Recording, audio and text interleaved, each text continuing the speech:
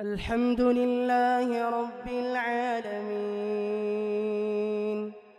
الرحمن الرحيم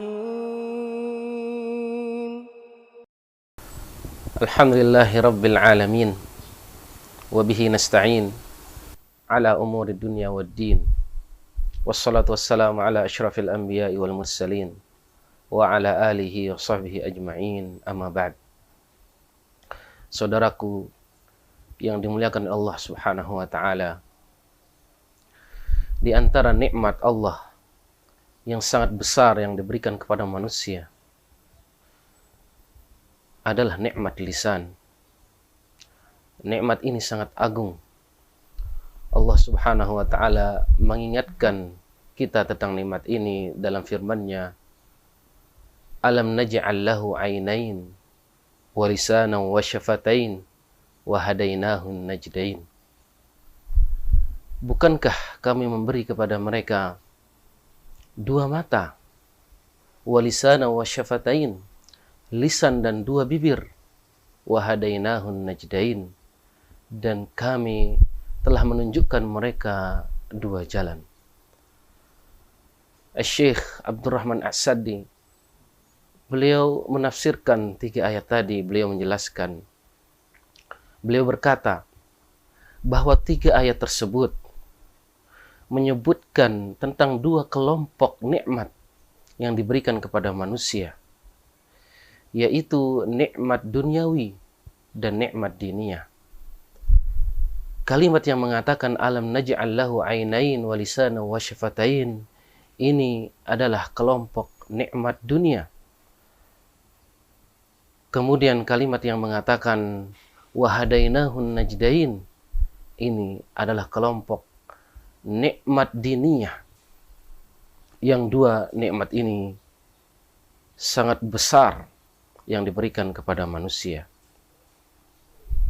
Namun meski nikmat lisan ini sangat agung, sangat besar, yang dengannya kita bisa berkomunikasi, bisa bersosial, bisa mengungkapkan isi hati kita, namun nikmat lisan ini seperti senjata bermata dua.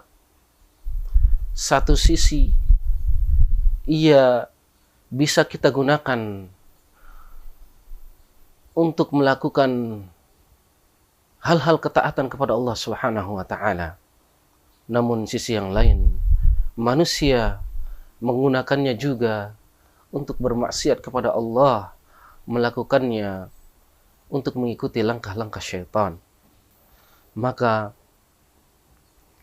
jika manusia menggunakan lisannya untuk membaca Al-Quran, untuk mengucapkan 2 kalimat syahadat, untuk berzikir kepada Allah Subhanahu wa taala, untuk beramar ma'ruf nahi mungkar, dan hal-hal lain yang berupa ketaatan kepada Allah Subhanahu wa taala, maka itulah yang dituntut dari seorang muslim, dan itu merupakan bentuk realisasi untuk mengungkapkan rasa syukur kita kepada Allah Subhanahu wa taala atas nikmat lisan ini. Namun sebaliknya, jika manusia menggunakan lisannya untuk menyekutukan Allah Subhanahu wa taala, berdoa kepada selain Allah Subhanahu wa taala, bersumpah dengan nama selain Allah Subhanahu wa taala, berdusta, menggibah saudaranya, mengadu domba saudaranya, namimah, maka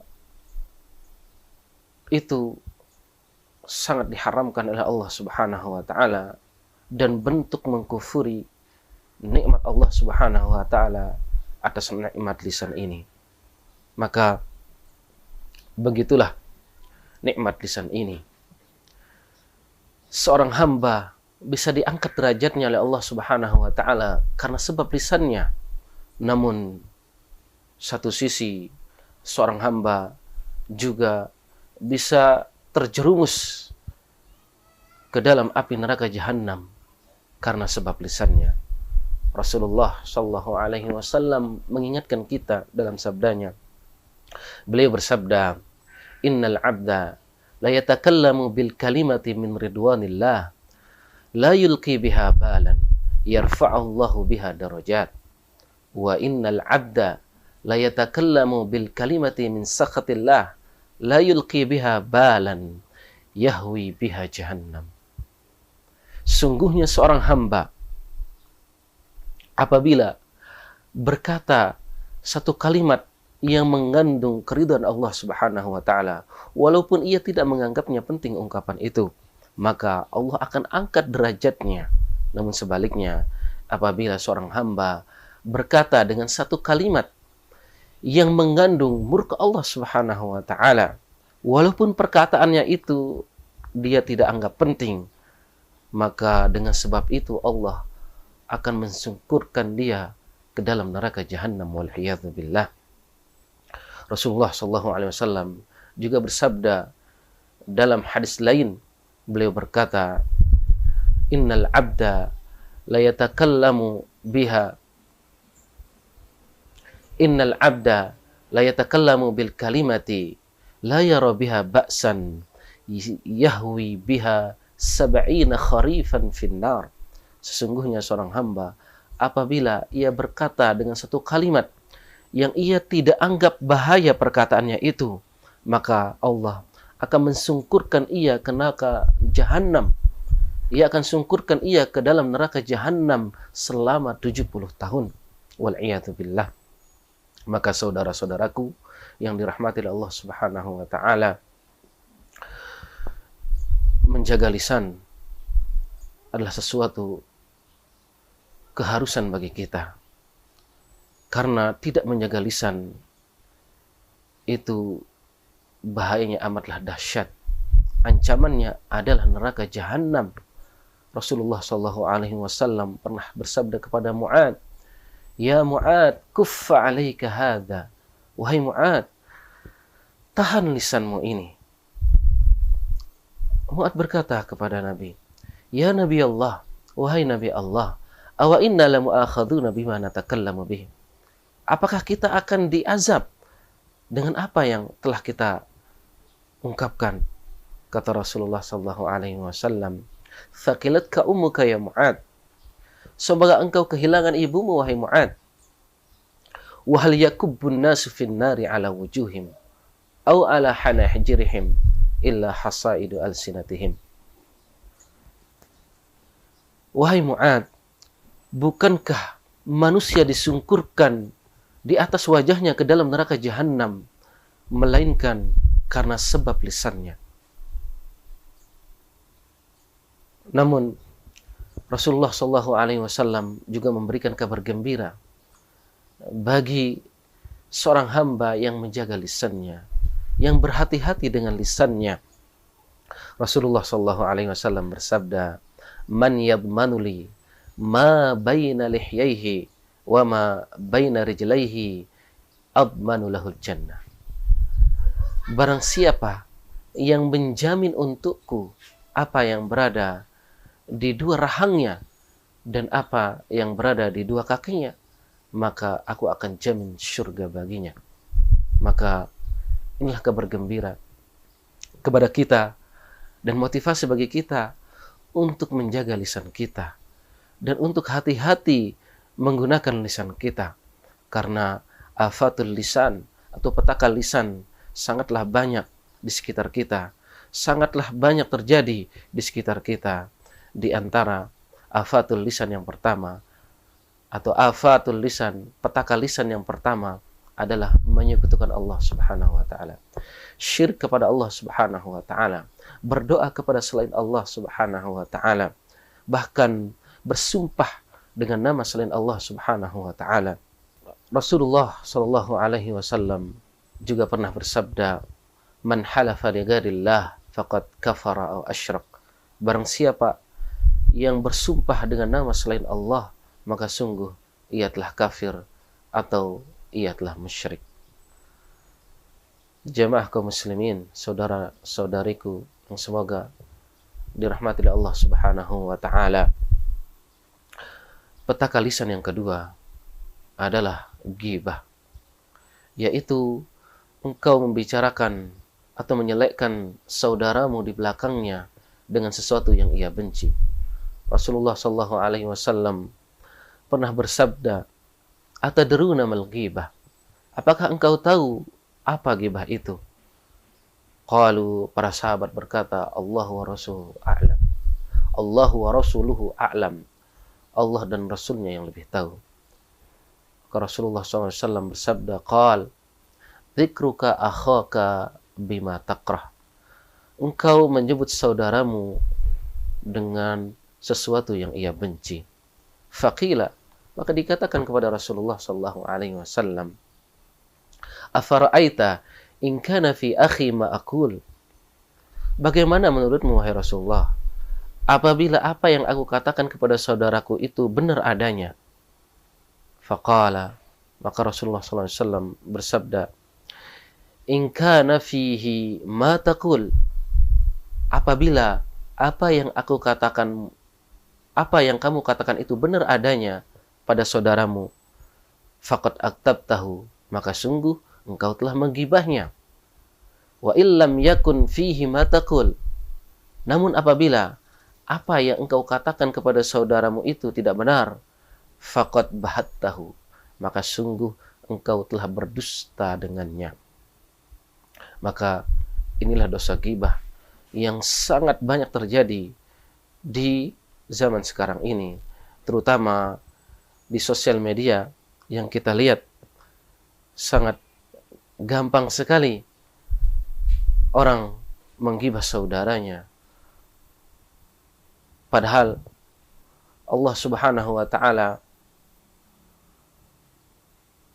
memberikan permisalan tentang dosa ghibah ini dengan permisalan yang sangat buruk.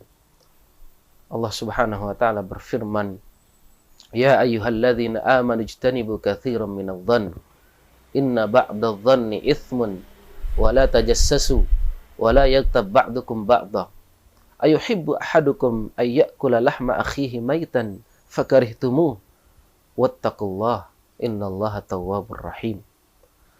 Hai orang-orang yang beriman, jauhilah prasangka di antara kalian, karena kebanyakan prasangka itu adalah dosa.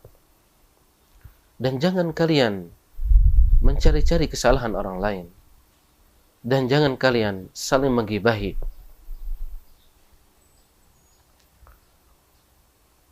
Apakah kalian suka memakan bangkai saudara kalian sendiri? Niscaya engkau akan merasa jijik. Maka bertakwalah kepada Allah. Sungguhnya Allah Maha menerima taubat dan Maha penyayang. Kemudian yang selanjutnya, di antara petaka lisan yang ketiga adalah namimah, mengadu domba. Namimah ini juga sangat bahaya. Dia ancamannya adalah neraka jahanam. Rasulullah SAW pernah bersabda, la yadkhul jannah namam. Tidak akan masuk surga orang yang suka mengadu domba. Orang yang suka mengadu domba adalah sejelek-jeleknya manusia. Rasulullah SAW pernah bersabda, ala ukhbirukum bisyirarikum. Maukah kalian aku kabarkan tentang sejelek-jelek orang? Beliau berkata, al-masya'una bin namimah. Mereka orang yang kesana kemari menyebarkan fitnah mengadu domba. Al-mufsiduna bil ahibbah. Mereka yang merusak orang yang saling mencintai. Al-baguna lil barra'il aib. Orang yang mencari-cari kesalahan orang yang baik. Kita harus berhati-hati dari dosa namimah ini. Dosa namimah ini bahkan bisa membuat seorang hamba diazab di alam kuburnya. Rasulullah SAW pernah melewati 2 kuburan. Kemudian beliau bersabda kepada para sahabatnya, innahuma la yu'adziban. Sungguhnya penghuni dua kuburan ini sedang diazab. Wa ma yu'adzibani fi kabir. Mereka berdua tidak diazab karena dosa besar. Ahaduhuma, yang satunya, fakana yamshi bin namimah. Dia dahulu kesana kemari menyebarkan fitnah. Kita sebagai seorang muslim harus benar-benar sadar bahwa setiap ucapan kita adalah selalu tercatat oleh para malaikat, selalu diawasi oleh Allah Subhanahu wa taala. Allah Subhanahu wa taala berfirman, "Ma yalfidhu min qawlin illa ladaihi raqibun atid." Tidaklah yang keluar satu kalimat dari seorang hamba kecuali di sisinya ada raqib dan atid. Karena seorang muslim adalah orang yang kaum muslimin lainnya bisa selamat dari lisannya. Rasulullah SAW bersabda, "Al-muslimu man salimal muslimuna min lisanihi wa yadihi." Seorang muslim itu adalah orang yang kaum muslimin lainnya selamat dari lisan dan tangannya.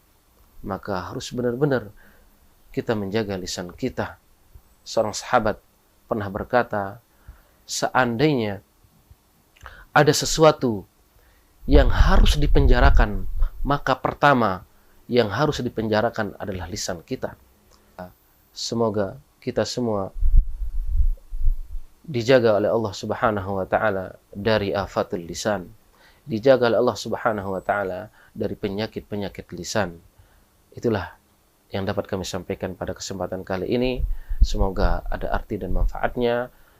Barakallahu fikum. Assalamualaikum warahmatullahi wabarakatuh.